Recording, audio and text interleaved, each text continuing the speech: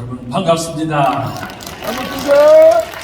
여기 국회의원 200석을 위한 기독교 지도자대회.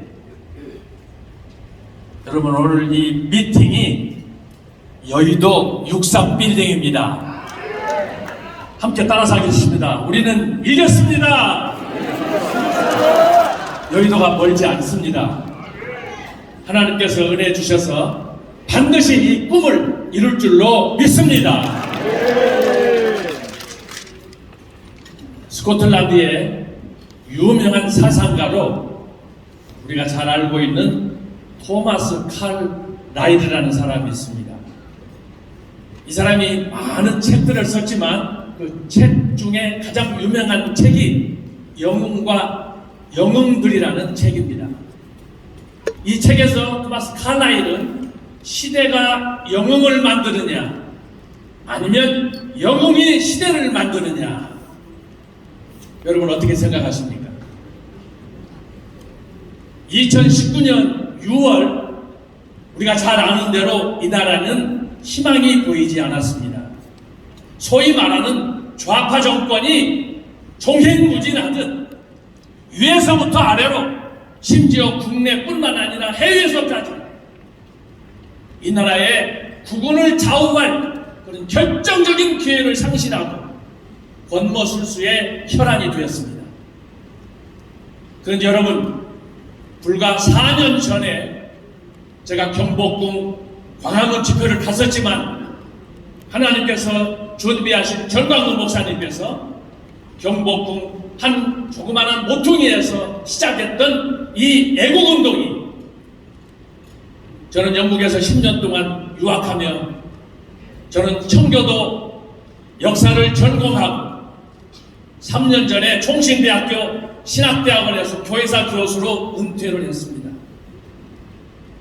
그 전까지 저는 교회사, 기독교 초대교회부터 지금까지 2000년 역사를 제가 논문 120편을 발표하며, 아직 일부 미발표한 논문이 있지만 초대교회, 중세교회, 종교개혁, 근대교, 또 청교도 역사, 스코틀랜드 장로교회와 한국 기독교, 개혁신학의 전통 등등에서 책들을 제 저술로 해서 다 출판을 냈습니다.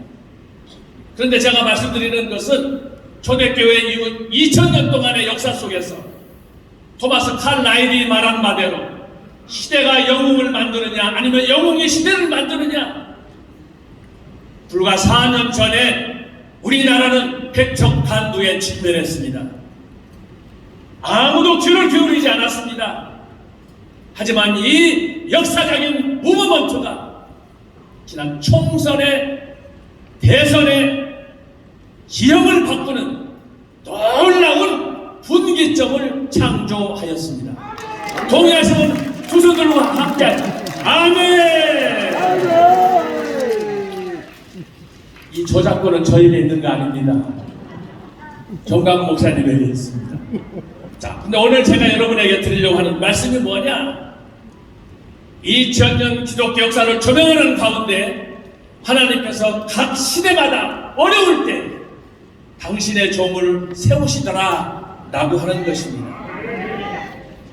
여러분 잘 아시겠지만 오늘 기독교 지도자 교회이기 때문에 적어도 여기 함께 하신 분들은 성경이 뭔지 기독교가 뭔지에 대해서 기본적으로 다 알고 오신 분들입니다. 기독교가 부흥했을 때 나타난 특징 중에 하나가 무엇입니까? 교회에 강단이 살았습니다. 말씀이 흥황했습니다. 교회 친교 모임이, 말씀 운동이, 성령 운동이 계속적으로 일어났습니다.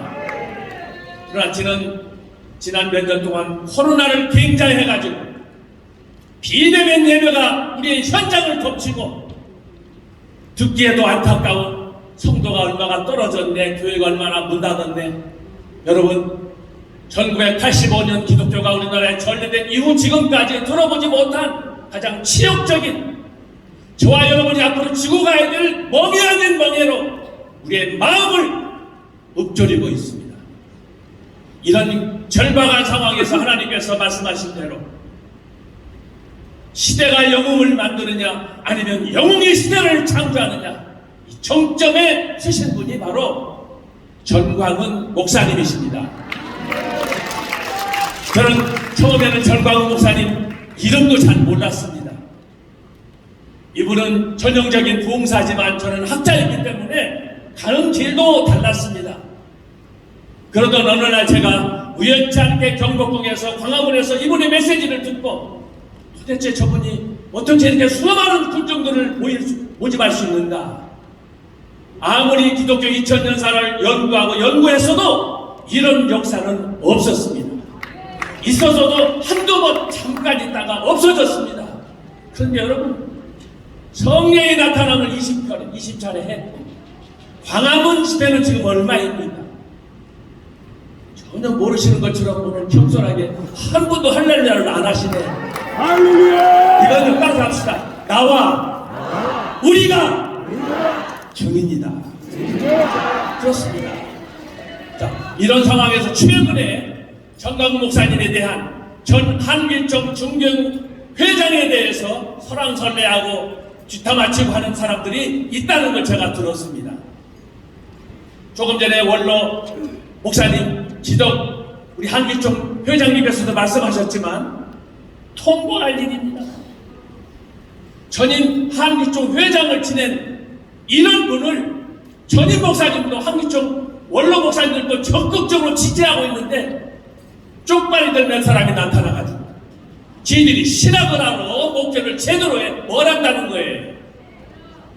이런 일부 직업기사 적은 몇 사람들이 모여서 한국교회를 이렇게 이야기한다는 자체가 저는 학자로서 또 일개 목사로서도 한국교회에 대한 모독이다. 모독이요 치욕이라고 저는 생각을 합니다. 맞습니다. 있을 수 없는 겁니다. 네, 맞습니다. 차자에 제가 오늘 이곳에 나와서 짧게 한 5분 정도 하고 말씀을 하고 내려가겠습니다.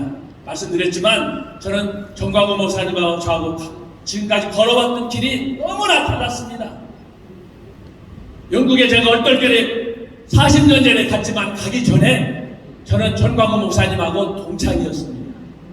공부 안 하지, 땡땡이까지, 이상하게 학교 싫어하지, 시험도 뭐 내포트 쓰면 뺏겨내지.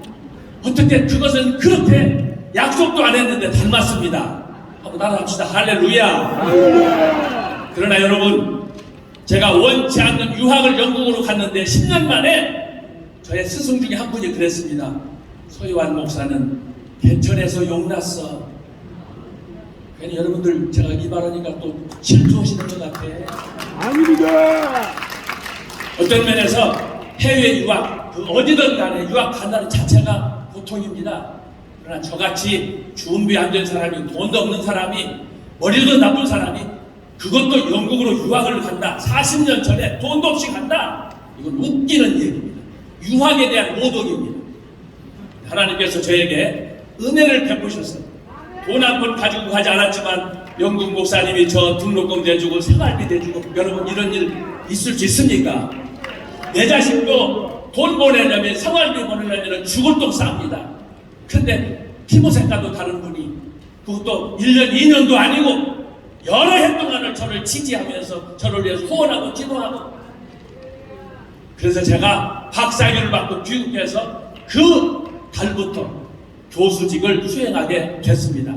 아멘. 그런데 말씀드린 것처럼 전광훈 목사님을 대하는 순간에 제 마음속에 궁금증이 생겼습니다. 도대체 저분은 어떤 힘이 있길래 이렇게 군중들을 모으고 다닐까? 2000년 역사에 찾아볼 수 없는 새로운 이벤트가 어떻게 저분과 함께 시작될 것인가 궁금했습니다. 그래서 제가 유튜브 검색하고 교회에서 주일날 예배 드릴 때 뒤에 앉아서 강의도 듣고 설교도 듣고, 그러다가 제가 전광훈 목사 관련한 최초의 논문을 썼습니다. 바로 이것이 제가 전광훈 목사님을 위해 쓴 전광훈 목사 설교 10중 분석입니다. 다 드릴 수는 없고 세 가지로 요약해서 말씀을 드리겠습니다. 총신대학교에서 은퇴한 서유한 교수가 어떻게 전광훈 목사한테 매료됐는가? 첫 번째는 뭐냐? 적어도 우리가 기본적으로 성경에 대해서 컨버세이션 하지 않습니까? 그러나 중요한 건 뭐냐? 지금 여러분들이 알고 있는 성경 지식은 어느 정도냐? 라고 하는 거예요. 매일 성경 읽고 도토리 기재기식으로 한 발자국도 앞으로 나갈 수 없는 어떤 고정관념에 매여가지고 제 자신이 못해주시니 제 이름이 요한이지 않습니까? 기분 나쁩니까? 아니요. 저 들을 만한 얘기 어리석부터 주일학교부터 뭐 학생회장하고 하는 남들이 명함된다고 하면 저도 다 낼 수 있는 사람이에요. 지금 뭐 박사 교수까지 했지 않습니까? 그러나 제 마음속에 저를 억누르는 것이 뭐냐? 도대체 하나님의 말씀에 대해서 성경이 모세에 대해서 바울에 대해서 말씀을 했다는데 성경 말씀의 그 깊은 뜻이 뭐냐? 저는 사실 부끄럽습니다. 물론 주일마다 설교 준비하고 강의하고 저도 바쁜 사람이지만 성경에 대해서 정말 모르는 거예요. 구약배론 하나, 신약배론 하나 하면 성경 아는 겁니까? 뭐 성경 본문 몇 개 놓고 그거 원본 주석한다고 그래 성경 아는 겁니까? 이런 저에게 정학 목사님께서 설파하셨던 경복궁에서 광화문에서 교회에서 했던 이야기는 적어도 제 경험으로는 역사의 최초였습니다. 여기서 최초라는 것은 뭐냐?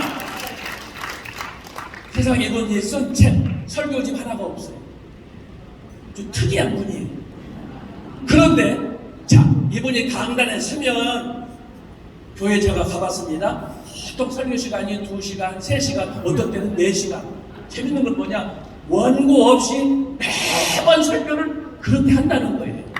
자, 여러분 한 번, 두 번은 가능합니다. 이쪽 파시국이에요. 그러나 계속해서 올해에서 집회 때마다 설교할 때마다 장소 옮길 때마다 여러분 광화문 광장에서 연설하는 거 보세요. 내가 기절 초풍을 해요. 15분, 20분 합니다. 원고 없이 합니다. 아까 조금 전에도 말씀을 하셨지만 이분이 말씀한 6.25 전후로 관련해서 한국 정부의 이런 그 수립 과정에서 여러분 얘기 들으셨죠? 기가 막혀요. 왜 우리는 우리나라 역사인데 우리는 모릅니까? 그리고 왜 전 목사님만 알아야 됩니까? 이거 심각한 우리에게 회개를 촉구하는 그 중에 하나일 수 있어요.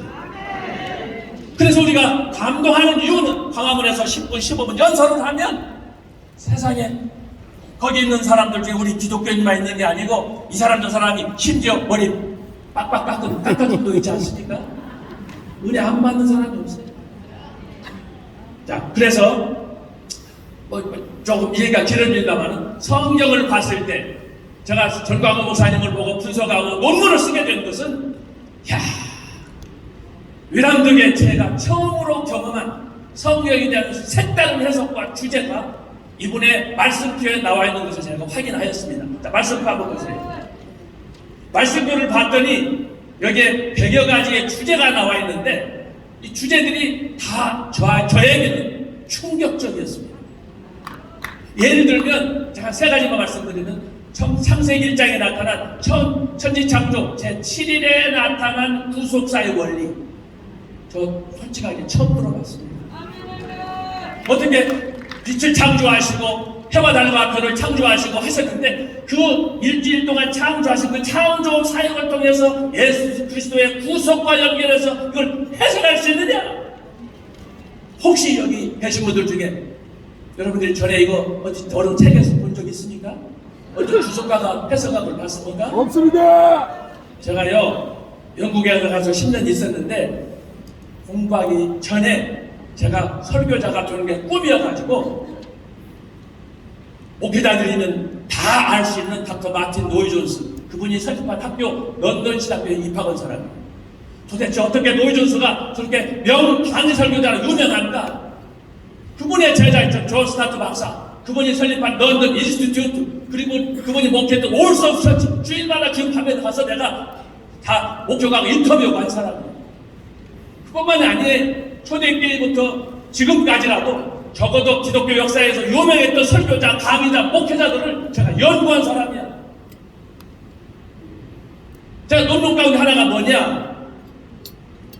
17세기 청교도 운동을 대표했던 리차드 백스터. 모르는 사람 없어요. 모르는 사람은 다 북한으로 월북시켜버려요. 두 번째는 뭐냐? 18세기에 캠브리지 대학교를 복음하려고 했던 한국판 김중건 목사, 원조 찰스 시면 목사가 있습니다. 이번을 통해서 학생운동이 시작이 됐는데 그분이 어떻게 캠브리지에서 그 강박한 교만한 사람들 상대로 목표를 했는가? 평생 결혼도 아니하고 총각으로 50년 동안 그 교회에서 말뚝박은 사람. 세 번째는 우리가 잘 아는 19세기에 찰스 헤든 스펄전 강단의 황태자라고 소문난 분이에요. 제가 이분을 연구했어요. 그리고 20세기를 대표하는 사람 닥터 마틴 로이존스. 이 사람들의 목회 방식 설교가 뭔가 집중 연구한 사람이에요. 그리고 그분만 아니에요. 제가 주석도 많이 모았어요. 지난번에도 서 목사님께서 저의 자료에 대해서 말씀했는데 영국에 넘는 자료도 있어요. 그러니까 제 책에 이 가치가 상상을 초월하는 거예요. 그런데 문제는 뭐냐? 청교도를 대표했던 아까 리차드 백스터 전집이 22권 있어요. 그 시기에 혼란했던 격동계 잘 아는 매튜 헬이라는 주석가가 있어요. 매튜 폴도 있어요. 시대마다 다 있어요.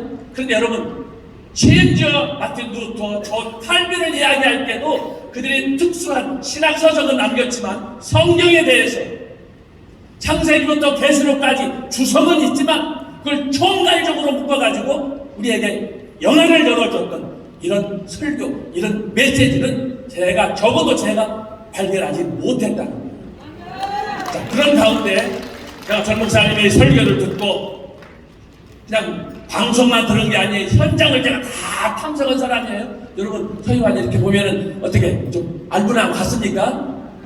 저 보통 깡패하는 사람 아니에요. 저한테 잘못 걸리면 그 새끼 죽어요. 그렇지만 제가 최대한 절제하고 참고 인내하면서 제가 견디는 거예요. 그 인내가 저의 영국 생활 10년을 버티게 만든 거예요. 알았습니까? 자, 그런데 바로 이런 가운데 전 목사님의 설교를 듣는 가운데 제가 충격을 받고 연구해서 그래서 이 설교에 나타난 말씀표를 나타낸 것들을 검증해가지고 제가 논문을 쓴 것입니다. 이번에 특징은 뭐냐? 창세기부터 계시록까지 하나님 말씀 66권을 통건으로 창세기는 어떻고 출애굽기는 어떻고 요나서는 어떻고 계시록은 어떻고 종말론은 어떻고 바벨탑과 또 새 예루살렘은 어떻고 제가 다 얘기할 수가 없어요. 주제들이 다 박사의 논문감이라고 합니다.